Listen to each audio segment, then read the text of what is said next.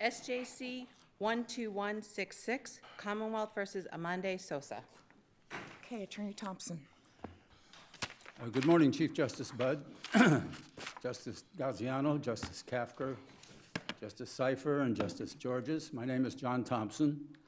My partner here with me is Linda Thompson. We represent Amadi Sosa, the defendant appellant here. And we have a case in which a reversible error occurred right at the outset, or actually right at the end of the trial, when the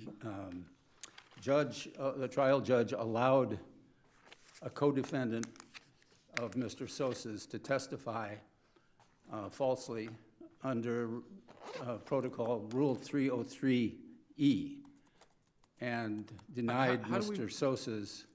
Attorney Thompson, how do we measure that? We obviously have the Levia case, right? But I'm puzzled. In a normal co-defendant case, if one defendant exercises their constitutional right to testify, how do we assess, and say they don't do all that great on the witness stand, how do we assess that prejudice like we have here? Because the jury's not told that the person is being allowed to narratively testify because he could be perjurous. So how do we assess that error or that prejudice to your client, the non-testifying co-defendant? Well, I think that up front, the rule should be that this protocol cannot be implemented in a joint trial. That is, if there are two defendants, the problem that it creates that the protocol under Rule 3.3E does not contemplate is that it violates the due process rule that the government, whether it's the court or the prosecution. So we've had a motion to sever that's been denied, right? That's right. And then one person wants to exercise their right to testify, and the judge appropriately goes through I guess now the Levia protocol. Yes. Your position is the judge to revisit the motion to sever and allow the non-testifying defendant a separate trial? Yes, and in our case, Justice Gaziano, there was actually a motion for relief from prejudicial joinder right after the judge ruled that Mr. Leiva was going to be able to testify perjurously. And at the end of the testimony, that motion was renewed. It was denied both times. And I think that... Is it an issue where your client, Mr. Levia, does not implicate your client in his testimony? Oh, I think he clearly did implicate him, but not... How is that? Well, for one thing, to back away from that for just a minute, we agree, the parties agree that he testified falsely. As a matter of fact, almost all of his testimony was false, the Commonwealth concedes. So even if it didn't directly incriminate, that is, even if he didn't point his finger at Mr. Sosa and say, yes, he was involved, he was with me and he was involved, he didn't say that. He said, I wasn't involved and I didn't see Mr. Sosa, but since he wasn't there, his testimony didn't benefit Mr. Sosa in that sense. But I was just trying to distinguish that between a non-Levia situation where a co-defendant exercises their right to testify and doesn't do all that great on the witness stand, and it's not good for the co-defendant. Well, I think at the point that the judge decides to implement the protocol, the 3.3E protocol, that it's necessary to sever the defendants. And let me ask you, if they did that, and it's, as in this case, it comes after the Commonwealth has rested, right? And, Yes. would there be any double jeopardy implications for your client? No, I don't think there would be. Why not? Justice Cipher. Because... Well, for one thing, he would be moving for the severance, which Okay. carries with it a request for, automatically, in order to sever, there would be a mistrial. Well, actually, if the judge wanted to be careful about the double jeopardy problem, the ruling might be that the testifying co-defendant would be severed and a mistrial declared in that case. See. And then they could go forward with that one, and the person in Mr. Sosa's, the defendant in Mr. Sosa's position, could continue with the trial. But I think that it's clear that at the point in time where the protocol is implemented, there has to be a severance. It's just not possible for the non-testifying co-defendant to get a fair trial when someone other than he is interjecting false testimony into the trial.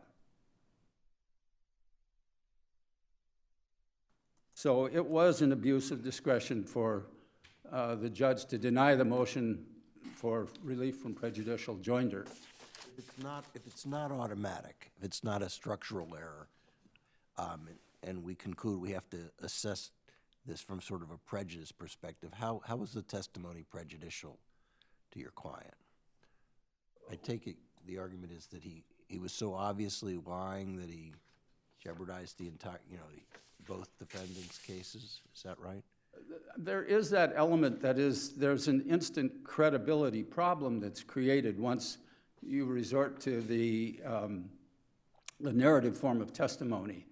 That is a fairly strong visual signal. It's a silent signal. It's not obvious. It is to lawyers, but maybe not to jurors. But tell me, again, if we don't adopt your position, could you answer Justice Gaziano's question? How does the testimony itself hurt your client? Yes, I can. In this case, one of the things that the prosecutor did was, at the end of Liva's testimony, he said to him, so now you're in the middle of a trial, and you decide that you wanted to help your friend Amadi out. So he tied... That was objected to, right? That was objected to, and it was sustained. But it wasn't a question, it was an accusation. It was a statement to the jury. We got a lot of cases that say when it's, objection sustained and that the jury follows the instructions, right? Well, the instruction, though, Justice Kafker, is not the kind of instruction that's called for with this kind of a blatant misconduct by the prosecutor. It was just the general instruction. It was later at the end, during all the general instructions, an unanswered question is not evidence. It's not misconduct by the prosecutor. It's basically a concession by the defense counsel that his own client's lying. That's different, right? That is different. That's not in front of the jury here, but in this case, I believe it was misconduct for the prosecutor to say, in effect, you and Mr. Sosa are in cahoots about your testimony. And it turns the joinder fact into an incriminating situation. You guys are charged with the same crime, and you're in cahoots on this testimony, and it makes the false testimony, it attributes the false testimony to Mr. Sosa. So that was part of it. In addition, then... Remind me your client's defense. The defense was misidentification. So he's not there. It's not him. He wasn't there, and in this situation, there were really only 4 people involved. The witness was the sole eyewitness was Caitlin Roncalli, who claimed to know Mr. Sosa and Mr. Liva and Mr. Santana and Mr. Sosa's brother. So she was the pivotal witness in the case.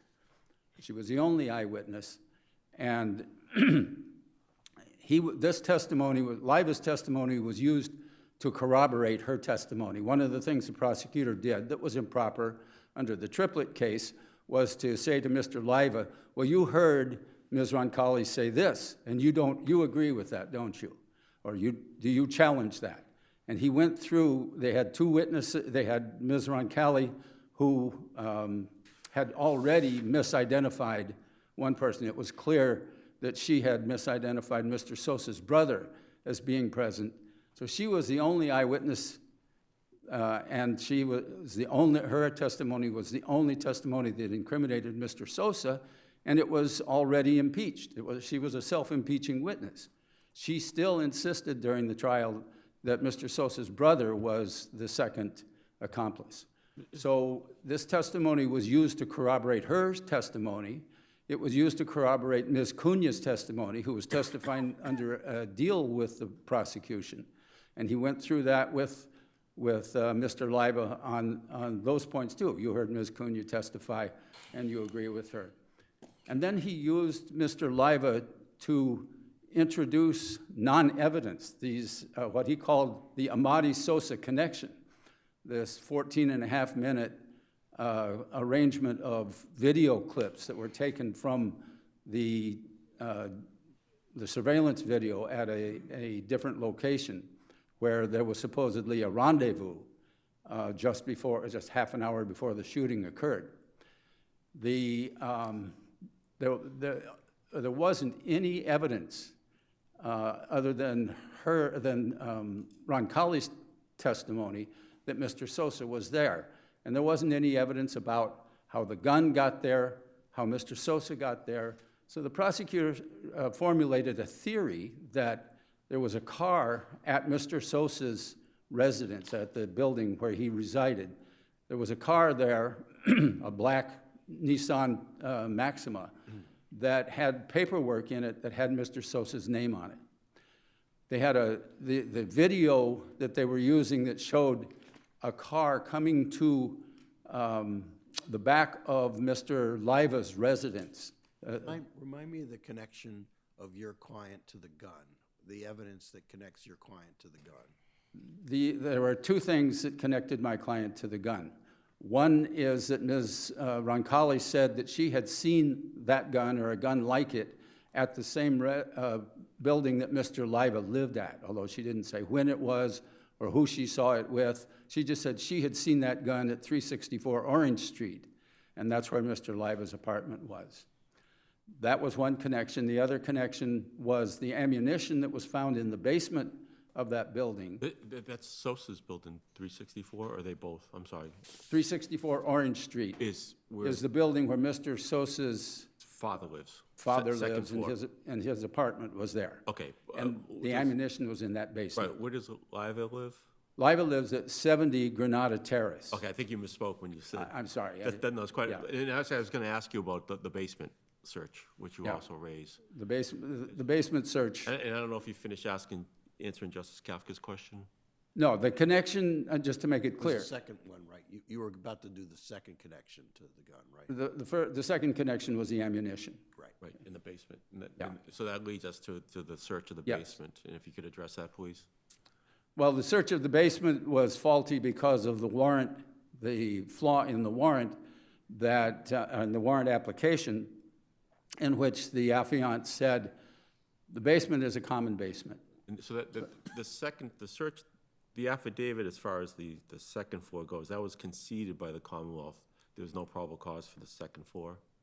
It was conceded that none of that evidence, that's right. Okay. Well, it was found also by the motion, for the Rule 30 motion judge, that there was probable cause to search the second floor apartment where Mr. Sosa lived was not established. Right. The question was whether there was probable cause anyway to search the basement. And it was on his finding that the basement was a common area. But the only basis for that was, in the warrant, was the affiant's statement that it was a common basement. Because what the motion judge is looking at is ineffective assistance of counsel and whether or not a motion to suppress would have been fruitful, correct? Yes. So Yes. he has to go based upon what he has, and it's It's the four corners of the affidavit. right. And all it said to substantiate that this was a common basement was that bare bones assertion. This is a common basement. Obviously, the basement could be an apartment, but there was no factual basis in the affidavit to allow the magistrate to make an independent judgment that this was a common area that could be searched. In your view, is that a reasonably effective lawyer would have filed a motion to suppress to challenge that bare bones assertion? Yes, that wasn't the only thing to be challenged. That is, we challenged several elements or several aspects of the search warrant affidavit that were also that the motion judge agreed with, but he took issue with us on this element that, again, there were several places in the warrant application or in the affidavit where they were just bare bones assertions without factual support. If we find that that assertion stands on its own, is there enough to get into the basement if it is common area in a multifamily? I think the law is pretty clear that if it's a common area that is actually used commonly by the other residents, that is not simply that structurally it's possible to get there, Okay. but it's So, actually yes. used that way, Right, so which you- has not been established. So you agree it's more the factual support for the common basement as opposed to common basement as common basement? That's right. Okay. Yeah. So that's the problem with the ammunition connection. But the connection between the rendezvous at 70 Granada Terrace and the killing at 105 Granada Terrace is more problematic because that is established with non-evidence. That is, it's established by assertions that the prosecutor made in examining Mr. Leiva and by this, the use of this 14.5-minute video clip that he called the Amadi Sosa connection, which he used to support his hypothesis that Amadi Sosa left his place at 364 Orange Street, drove in this car to 70 Granada Terrace, which is just a block or two from where the killing occurred. Got there half an hour before the killing with the gun in the car, and took Leiva to the place where the killing occurred, and that's how they all got there. That just wasn't supported. It wasn't even supported by the video, excuse me, but it wasn't supported, that video wasn't evidence. It wasn't supported by evidence, and when he questioned Leiva about that, Leiva denied the elements of that thesis that were presented to him. So Leiva denied that the car was a Maxima. And that was repeated in the closing argument, correct? That's right. He went ahead, because this was it's important, I think, to remember that that Leiva's testimony came on everyone as a surprise. No one expected that Leiva was going to testify except him and his attorney. The prosecutor had prepared this video clip to use as a chalk in his closing argument. So he didn't lay any foundation for it as evidence. He evidently decided at the last minute to use it as evidence when he discovered he was going to have a chance to cross-examine Leiva and maybe establish some factual basis, a better factual basis for his argument, because at the close of the Commonwealth's case, he did not have the evidence to make the Amadi Sosa connection. And all he had was Roncalli's identification, which was flawed by the fact that she'd misidentified Sosa's brother. Forgive me, I should know this, but was that video clip marked for identification? No.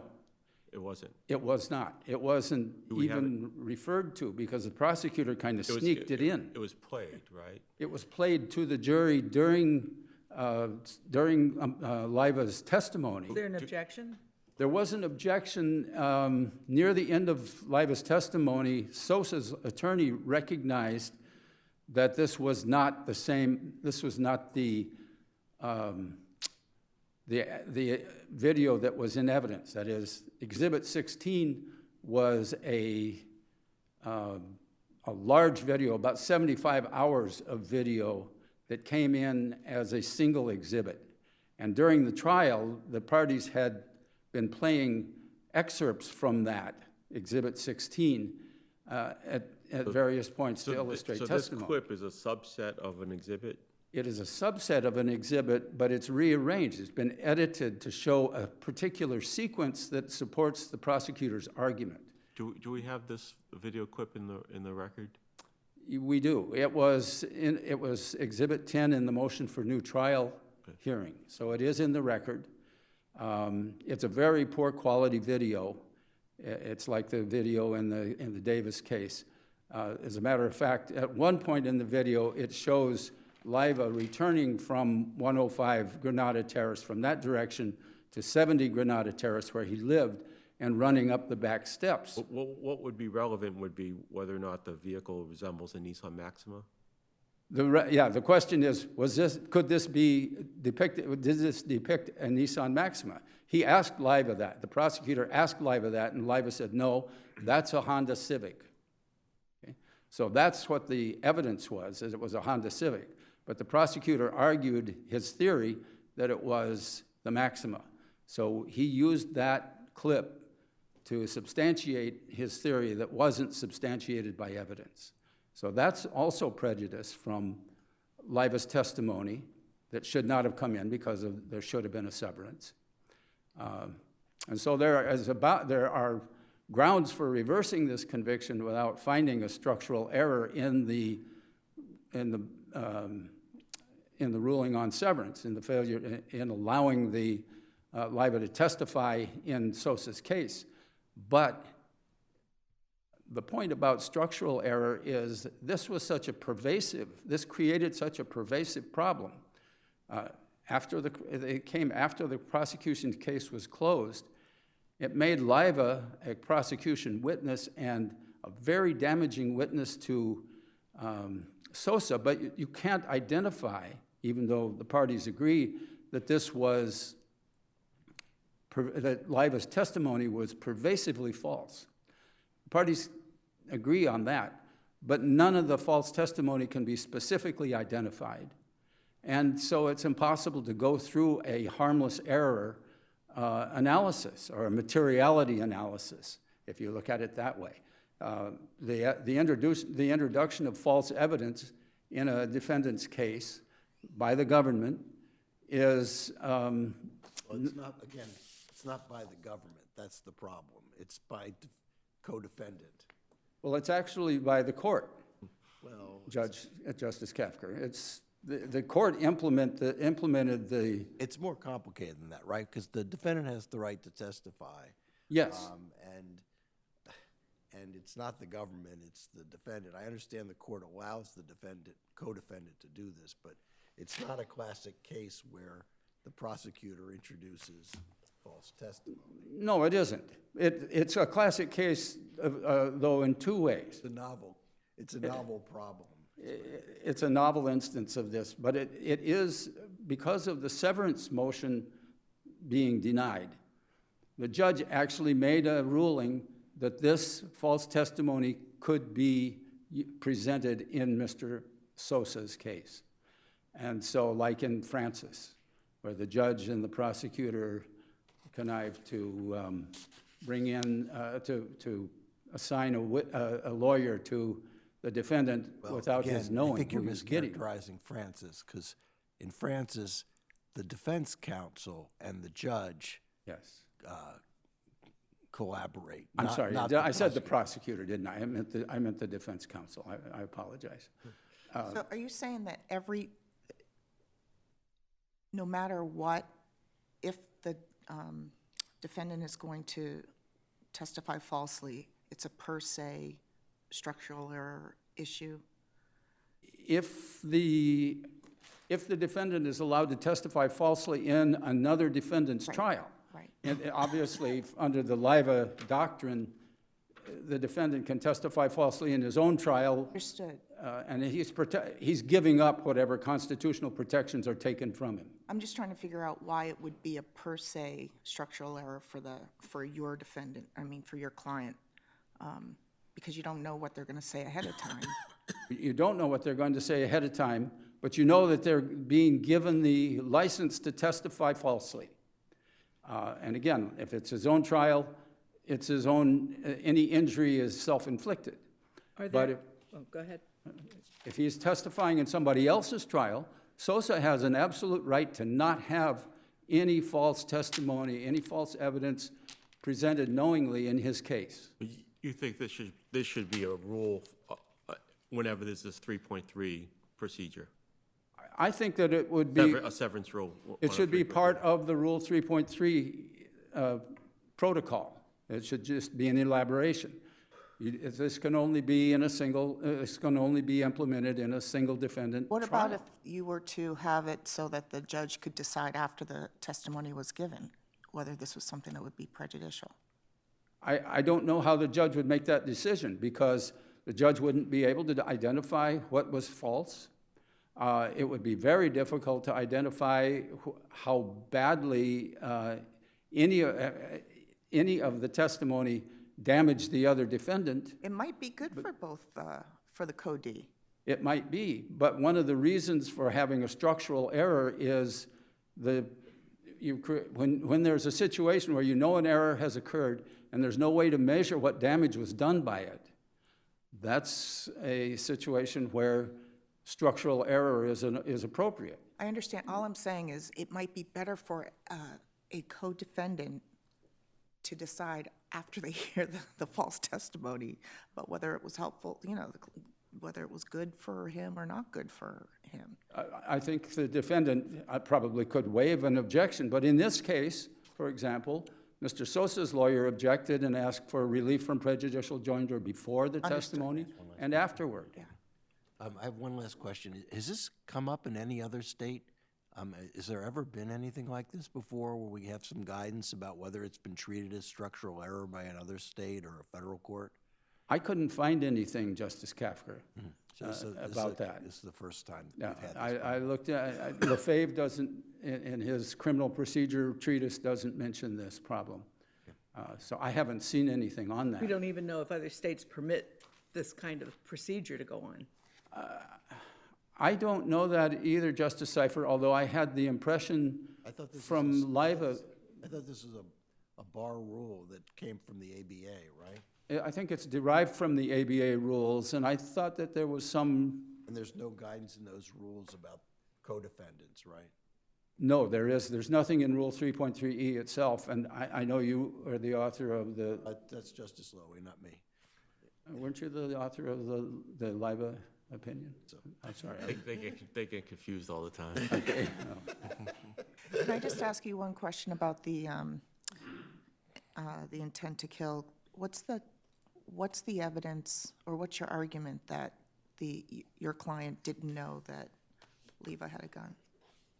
Oh, he knew that, I think that it would be circumstantially established that he knew that Liva had a gun. Okay. Because Liva was carrying it, according to the Roncalli's account, Liva was carrying it openly, but he didn't know whether it was loaded. There was no evidence that he knew that it was loaded. There was no evidence that he knew that Liva intended to shoot anyone. It looked like either a strong-armed robbery or maybe even just a case of intimidation in a lover's triangle. Okay. But what happened was he was pointing the gun at, Liva was pointing the gun at Serrano and said, run his pockets.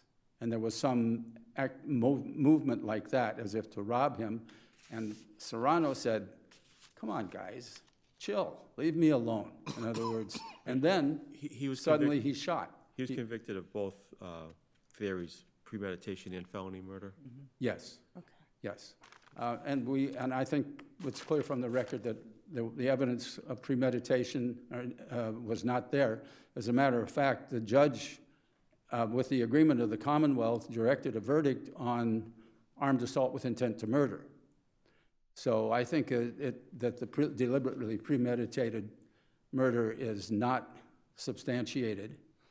And also, I think the felony murder, as I've argued, because there was no proof that this was that attempted armed robbery was a life felony, is also not substantiated. So I think that Mr. Sosa is entitled to a new trial, but the homicide charges should go out. And armed assault with intent to rob is what's left. I would just mention one other thing. The Guadardo case applies to the ammunition charge in this case, and it has to go. Okay. Thank you. Thank you very much.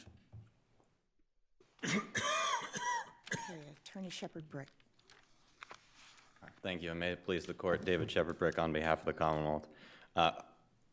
Just on that last point, the Commonwealth agrees that the evidence was insufficient on the ammo charge under Guardado.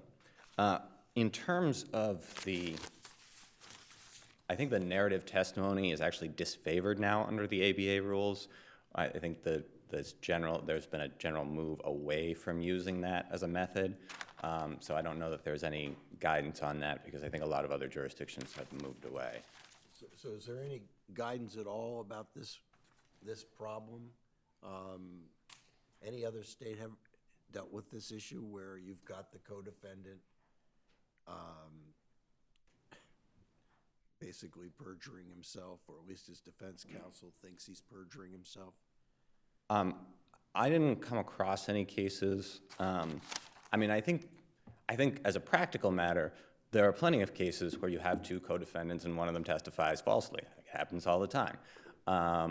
It's just in this instance, we know, well, I mean, I think in most instances we know, but in this instance, his attorney has determined that he's going to commit perjury. But I think if you look at the regular co-defendant cases where they get on the stand and say, I didn't do it, and the jury convicts them, I think obviously they found that testimony to be false. But they are guided by their counsel in how they testify and steering away from obvious disasters. We don't have that here, right? Right. I mean, but I think, the obvious, disaster is him testifying at all, which I think is true. A lot of times the defendant exercises his right, whether or not his or her right, whether or not their lawyer knows that they're going to perjure themselves or not. And the real issue, so the problem, there isn't a problem per se with there being false testimony at a trial. False testimony at a trial happens all the time.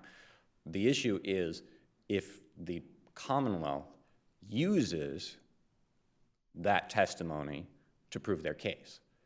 The only use the Commonwealth made of Leiva's testimony was to show that he was blatantly lying. And it didn't, and in fact, Sosa's attorney asked Leiva, had you seen Sosa lately? And he said no. So the only one who used the false testimony, I would argue that part was certainly, the jury found that part to be false. The defendant is the only one who used it. The Commonwealth used the false portions of his testimony to show that he was lying. But what about the video clips?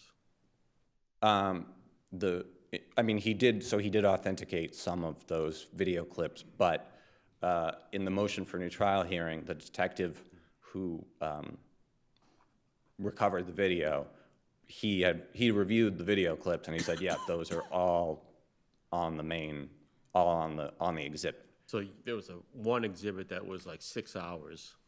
It was like 75 hours. It was a Blu-ray disc of, I think it was Which we know a jury's not going to go through. Right. So it was put in prophylactically, and then pieces are taken from it? So, yeah, I think it was put in, the entire thing was put in. I think for part of the trial, they were using the exhibit, and then at a certain point, he switched to be using this compilation, which I think was actually prepared in advance of the grand jury presentation. It was not something that he just cooked up for trial. But it was just, it's in relative chronological order. It's just, it does show different angles, but it essentially shows the important parts of the video rather than having to, in your closing, sift through the whole exhibit. It should have been marked for ID. I don't think it, there are certainly cases that say it shouldn't be an exhibit because it's a compilation, but the jury wasn't exposed to anything that wasn't in evidence. How is there probable cause to get into the basement where there's not probable cause to get into the apartment? So what the motion for new trial judge found was there was probable cause that they lived at that house. Sosa. That Sosa lived at that house. What he found is that there wasn't evidence. And why would there be fruits of the crime in the house he lived in? So there would be evidence of the fruits of the crime at that apartment for a couple of reasons. One, it is where the Sosas where the Sosas lived, and at the time of the search warrant, both brothers were implicated. So the ruling on the motion to suppress was that it's a three-family and we have no information, he's in number 2. Correct. The ruling was there was probable cause that they lived at that address, but not specific to that apartment. Okay, so I interrupted you. Please continue why there's probable cause. Again, that they both lived there,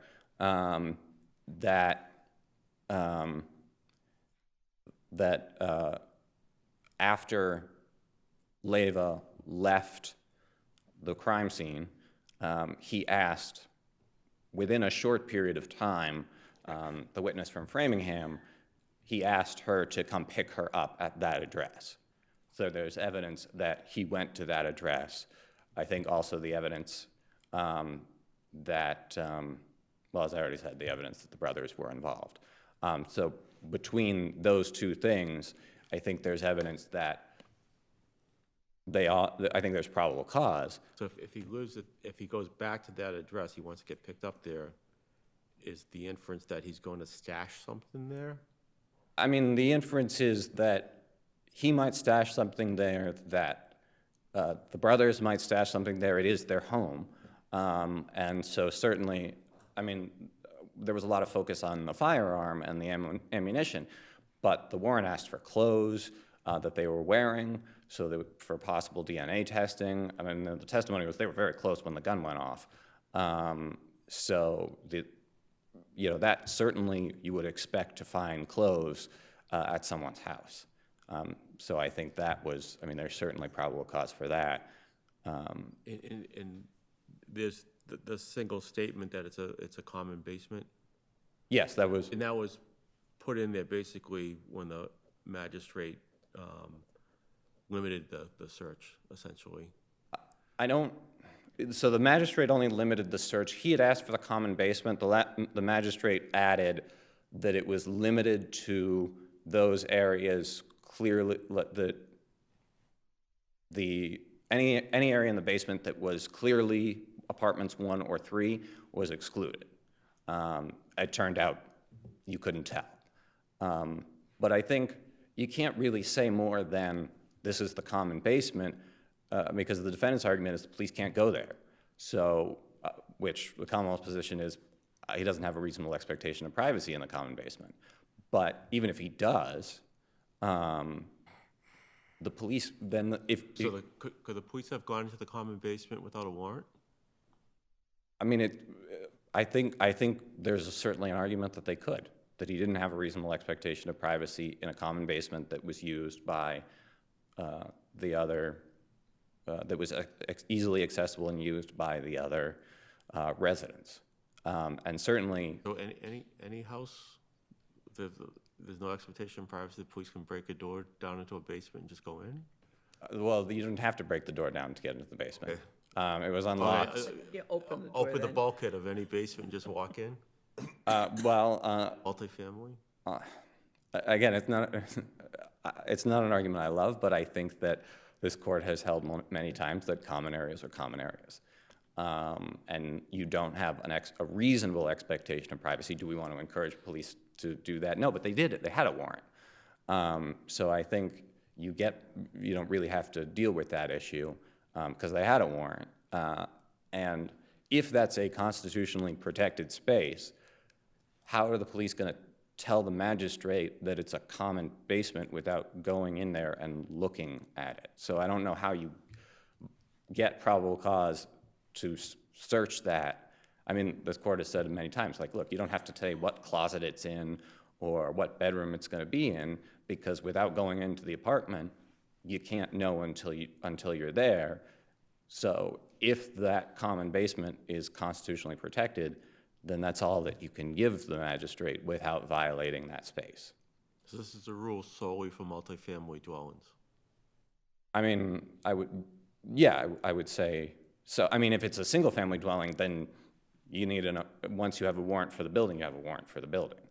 And you don't need to say we're going to find it in the third floor bedroom. We're going to find it in the first floor dining room.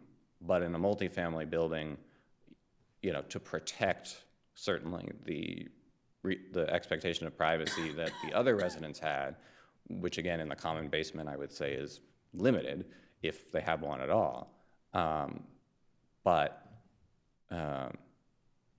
Yeah, I mean, I think it is a rule specific for, I mean, there are many rules specific for multi-unit dwellings. But I think there's probable cause to search based on what was in the warrant affidavit. And once you have probable cause to search that building, you certainly are able to search the common areas, expectation of privacy or not. Because if everybody has access then, and they live somewhere in that building, then you have license to go in there.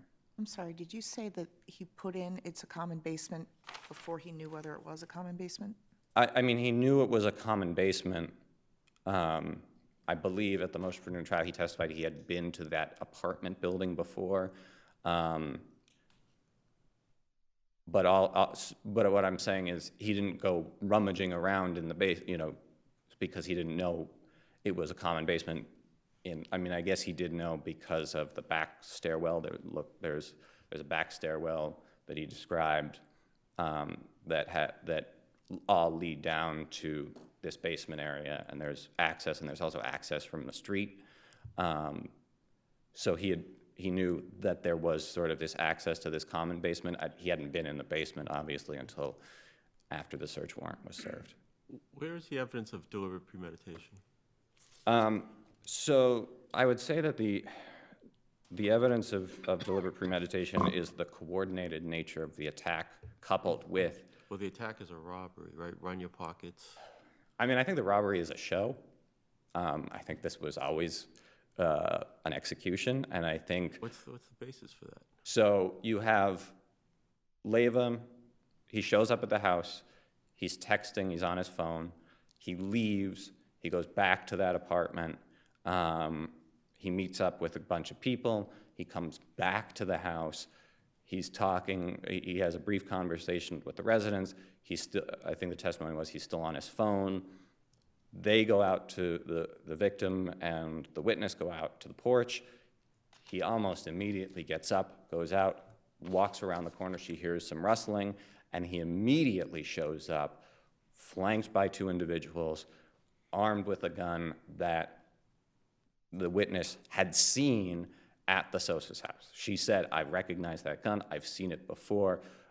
It was at, the Sosa's house. So all that together he's unarmed when he shows up. Leyva is unarmed when he shows up to the house that second time. But he's texting, and he immediately goes out and comes back armed. And I think from that, the jury can easily infer that this is a coordinated attack. Do you have any cases that support this premise? Yeah, and I think, well, I mean, I actually think the Tavares case where you have a similar situation. I mean, I know in that case, people actually saw the defendant with the gun, but there are a number of cases where, I mean, even going back to... We've had a lot of cases that say a robbery,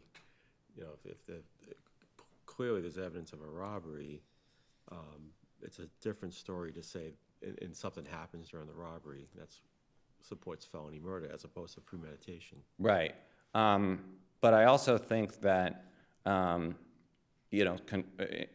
contrast to, the cases where, there was evidence that they were planning to rob someone. The robbery, you can see, is sort of half-hearted. I mean, she says they reached into his pockets. They couldn't really. She thinks they took a cell phone of his, but he did have a cell phone on him. She said he had two. I think there was some drugs in his pocket. There were a couple other things in his pocket. So there's not. I mean, and the jury didn't find that there was a robbery. They found there was an attempted robbery.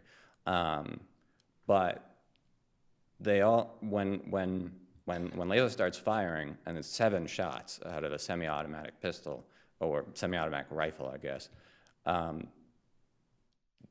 they all stand there. I mean, both of them are standing by, keeping keeping Serrano locked into that place. There's no testimony that they backed away, that they were somehow surprised or shocked. They're just standing there doing and I think what the jury could reasonably infer that was the plan all along, which was to kill him. Counsel, I have a question on the other issue with regard to the testifying defendant, Mr. Levy. And that is in Commonwealth versus Mitchell, there's a recommendation. I know it doesn't apply because it was, but I'm thinking of the future. There's a footnote 29, that recommends that the judge, when this happens, that the judge engage in a colloquy with defense counsel. I'm concerned that that's an inadequate colloquy and that perhaps there should also be a colloquy of a defendant by the judge. And I'm curious what you think of that.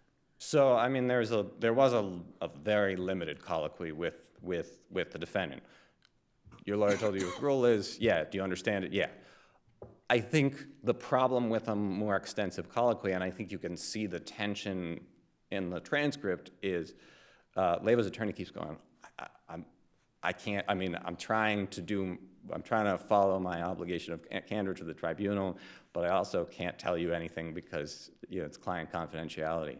So I don't know, and I mean, in this case... It's a difficult area because we don't want to get into attorney-client discussions. Right. And I think that's in the previous decision in this case and in Mitchell, the court says basically, like, this is going to be cryptic. I mean, it's going to be this sort of weird, like, I'm telling you this, and I've done what I'm supposed to do, and now tell me what to do. And I don't know that you can get into that more, because then you're potentially interfering with the... And what about the jury instruction? Or should there be, there was some recommendation in Mitchell about a jury instruction that the jury should not consider the form of a testimony or something like that. Do you think that, should there be more to the jury instructions? I think, if I'm remembering correctly, certainly Leiva's attorney said, I don't want you to talk about it. Right. And I think that makes sense, because I think calling it out draws attention to it. Certainly if the defendant wants an instruction that says, hey, you saw he testified differently from other witnesses, don't think about it, fine. Right. But I don't know how many people are going to want that. But if they ask for it, I'm sure they're entitled to it. But I don't know that it would necessarily be helpful. You began by saying that the ABA is moving away from this narrative approach. What approach are they recommending? That I know they have. I know a lot of jurisdictions have gotten rid of it, and I think that they sort of, the ones that I'm remembering, simply, you don't have a right to perjure yourself, so I think that they're not letting them testify? Well, doesn't that go back to our old rules on a defendant testifying even before, that a defendant was only permitted to testify in a narrative format originally? Right. So I suspect that this evolves out of that. Right, I suspect it evolves out of that, and also because the defendant has a right to testify in his own defense under the Declaration of Rights, that I don't know is as strenuous as perhaps it is in other jurisdictions, which is why they can just sort of... So I just want to go back to, you point out, okay, the Commonwealth doesn't misuse this evidence, but the Commonwealth basically points out it's just blatant lying, which undermines the credibility of the whole defense. I think that's what your opposing counsel is saying is why we need to, sever the trial here. How do we deal with this if the thing is so obviously a lie and he's taking him down with him? Well, but there are all of those, there are certainly cases, and they're cited, I think one of them is Moran, where it's basically like, look, if you're going to get up and you're going to point fingers at the other defendant, then severance has to happen. But if you get up and you don't do very well, as long as you're not creating an inconsistent defense, that doesn't require severance, because then a defendant could just blow up a trial, mid-trial, by deciding to testify. But isn't there a difference between getting up on the stand and perhaps testifying falsely and not admitting that you're testifying falsely, that situation, and this one where the Cody said, I'm going to testify falsely. And so now everybody knows that whatever he's going to say, there's going to be some false things in there. Right. Isn't there a difference for the code, for the, You know, I don't know that there is a huge difference, just because the only difference here is we have his attorney saying he's going to lie. But I think in this instance, whether or not his attorney said that, I think everybody knew he was going to get up there and lie. Even if his attorney hadn't made that determination, I don't know, maybe beforehand they didn't know he was going to lie, but certainly based on the Commonwealth's evidence, the prosecutor knew he was going to lie. and the judge knew he was going to lie. Right. Yeah. But I think the judge, even without defense counsel's,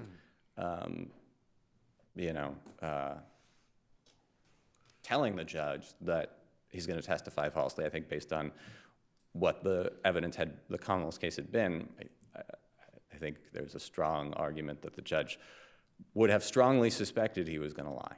Yeah, but as Attorney Thompson pointed out, that's fine for the person who's on the stand and lying. Right. But what about the co-defendant who has no control over that? Well, right. It's an issue. It is an issue, but he also has the opportunity to cross-examine him, just like, the prosecutor did. And What does he accomplish? So if he points out he's lying, he exacerbates the problem, right? If he tries to rehabilitate him, he's complicit in the lying. It's tricky, right? well, it is tricky, but he did extract an alibi of sorts from Leyva. That nobody believed, because he was Well, lying. no, I understand that nobody believed it, but that doesn't, I don't think that changes the prejudice to him. And, One last thing, and I know you're over. yeah, The key witness against Sosa gets the brother testimony wrong. Yeah. Why do we have confidence that she gets the Sosa testimony right if she gets the other ID wrong? Does she know Sosa better than the brother? Is there something we can draw comfort from? so, yes, so Sosa is the closest to her. There's Leyva in the middle, there is Amadi Sosa to his left. Mine's a different question. Does she know Sosa elsewhere? And she Yes. doesn't know the brother that she misidentifies? Well, I'm just trying to get a sense of how she messes up one identification, but we're confident that she's got the other one correct. So the other individual, who the Commonwealth alleged was Alex Santana, had a hoodie up and a bandana, and he was standing furthest away from her in the dark. Okay. So I think and I think what she did is she saw Amadi and she just assumed that it was his brother. Okay. And I see I'm out of time. I'd just like to point out in my brief, I made it seem as though the defendant didn't receive a second-degree felony murder instruction. He did receive a second-degree felony murder instruction, so that was my error. I don't think it changes anything because he got an instruction he wasn't entitled to. If there are no further questions, I'll rest on my brief. Okay, thank you. Thank you. Chief Justice, I'd like to have permission to submit a letter within the next week or so to respond to some points that came up during counsel's argument that we didn't address. You can submit that letter, sure.